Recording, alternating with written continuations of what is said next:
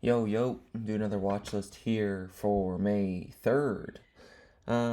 Nice day full of action today. Main trade here was Jagx.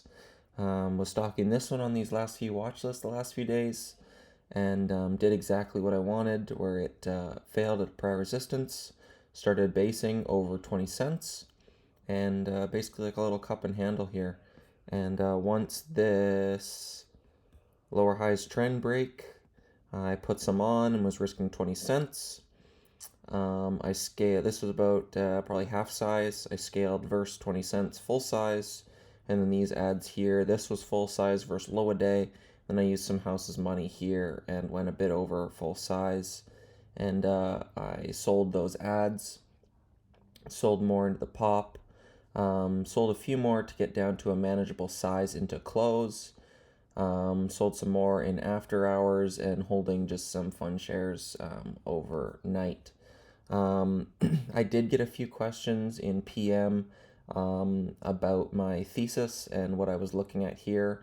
So I'd like to do a bit of a trade review and then I'll get into my watches for tomorrow. So basically, what I like to do when I'm looking at breakouts is I look at its history of how it acts on breakouts.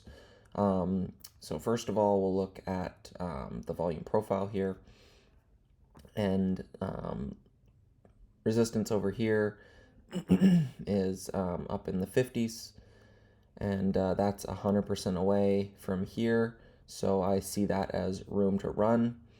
And then we have this run. We had this little cup and handle move here, so it's proved that it can do this similar move. And then on this breakout day, it had about a 20-cent range.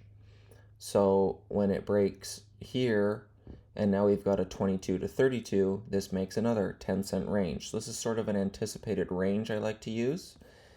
And the daily breakout of 26 cents, and I will go into the fundamentals of also why this was a key level. And then 20 cents was the prior top over under of this multi-week base. And if I zoom out here to the intradaily, you can see this volume profile here, where all the volume was traded in the 17 to 18 cent range, and it topped a few times here into 20 cents. So once it starts to base over 20 cents, I bought on this day, and I sold on this day, assuming this level would fail. And now, basic technical analysis, I want to see resistance now becomes support. So as this pulls, I look for trends and trends to break. This 26 level is the technical breakout, but this entry is an early breakout with better risk reward, anticipating this 26 is to break. So that was my early entry, and just proper risk reward, risking 22 down to 20 cents, a 2-cent risk.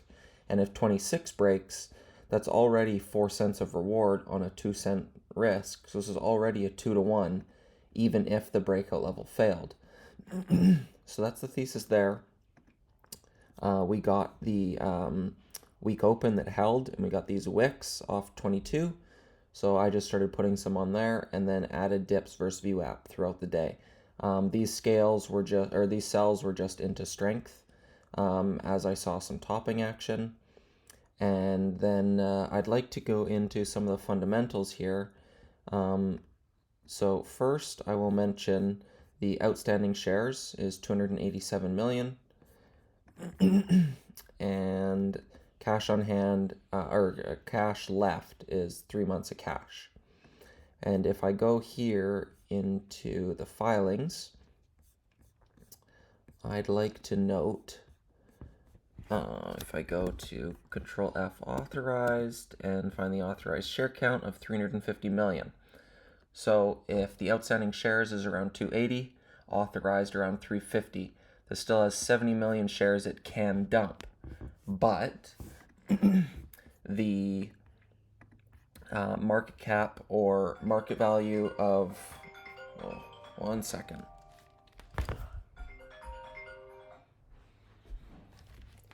So the market value of publicly held shares, if it's under 75 million, then it's limited to selling 1/3 of the public float off of something like an S3 shelf or something, it can only sell up to 1/3 of the market value of publicly held shares. And in this case, this has 280 million multiplied by the highest close of the prior 60 days, which at 26 cents, that makes the 75 million that unlocks this shelf registration that lets them sell more than the 1/3 of the public float. It lets them sell all of it, basically. They can dilute it.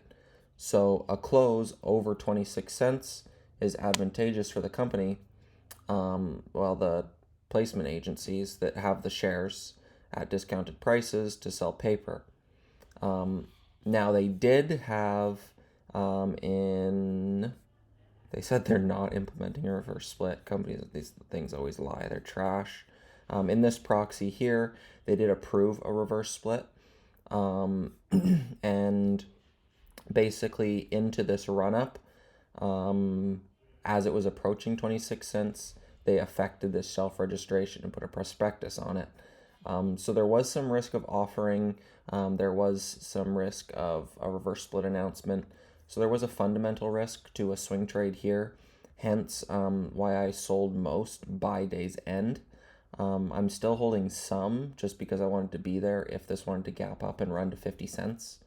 But yeah, if there's any questions in the comments or PM me again or whatever, but that was my thesis there.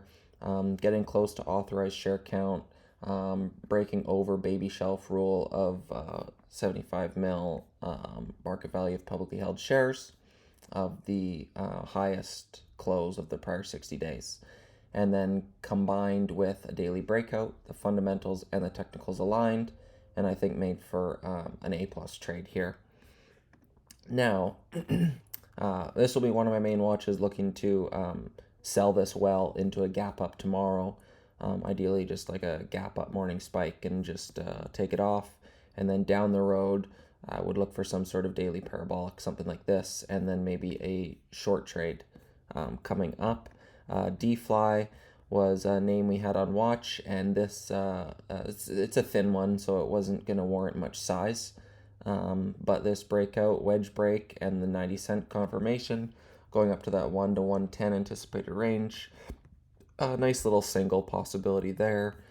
Mullen is fading off nicely. Another gap down. Fours are just sub 4. Wash out all the $4 stops possibly, but a possible first green day.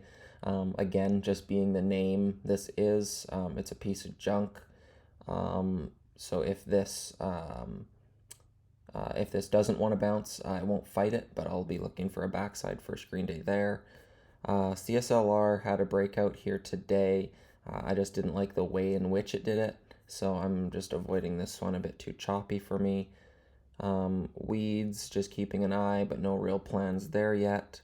I really like the way this one is shaping up. It hasn't completely died yet. CTMX, sideways, gonna keep an eye on here. If this potential liquidity trap down the road, ideally one more day of sideways and lower volume, and maybe get like a T+2 there. And then SNSE, RGF are a couple daily charts starting to extend themselves. This one had a nice parabolic here midday. So possibly like it's gone from 25 to 75 now at triple. So possibly pops towards this VWAP level for a fade back down to 50 cents area. So I look for pops here. And then SNSE, a bit different the way that this one acted. We get the parabolic and rebreak of highs. So this one I'd almost want to see 160s fail, but then the 4 EMA is probably not too far away. So see where this one wants to open tomorrow. Ideally this one goes higher. It's only started from 1. I'd like to see this over 2. And then Veru, I just want to note this daily chart because this is something ideal that I like to look for, this daily structure where you get a proof of a frontside move and it pulls back. You let it consolidate, push, pull, consolidate, and now choose its direction. and I have this channel drawn here from looking left, and now it's breaking over the upper end of that channel. So if dips towards 150 starts to build, I think we could get a similar move to here. So yeah, those would be my watches for tomorrow. And yeah, if there's any questions on that Jagx play, I'd be happy to help. So I'll see you guys in the room tomorrow.